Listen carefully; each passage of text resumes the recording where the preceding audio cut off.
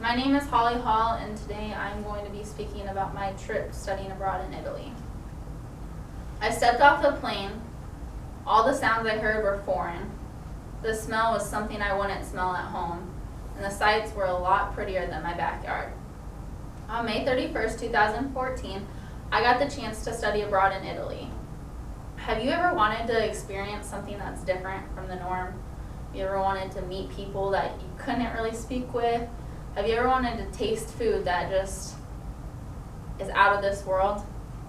I've been crazy enough to get on a plane for 12 hours and go over and study abroad in Italy. I didn't realize before my trip how important Italy's history is, and the sights you see are important to their history. So on my first day, when we went to Venice, I got to experience going and walking through the plazas and seeing Doge's Palace and all the canals. My favorite part about going and seeing all those things is I was experiencing something that has been around for a lot longer than I can even imagine. The sights you see there, the smells you see there are so foreign that it makes you kind of miss home. On the second day in Venice, we got to go see a glass blowing demonstration, and after our glass blowing demonstration, we got some free time.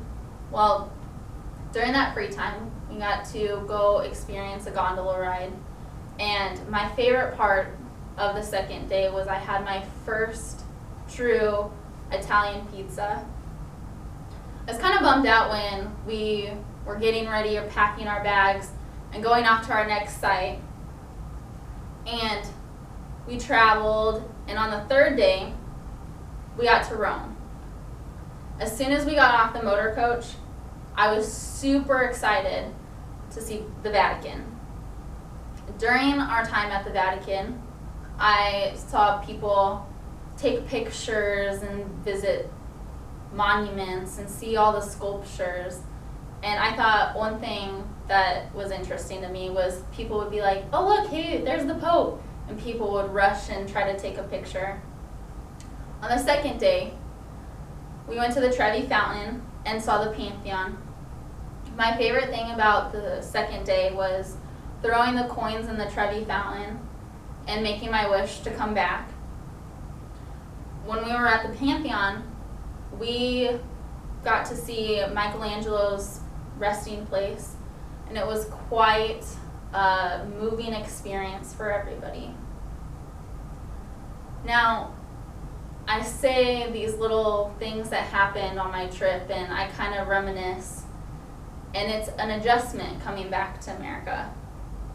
Studying abroad gives me something to talk about with people. It gives me something to connect with people that have been other places, and they know the experience of feeling like an outsider.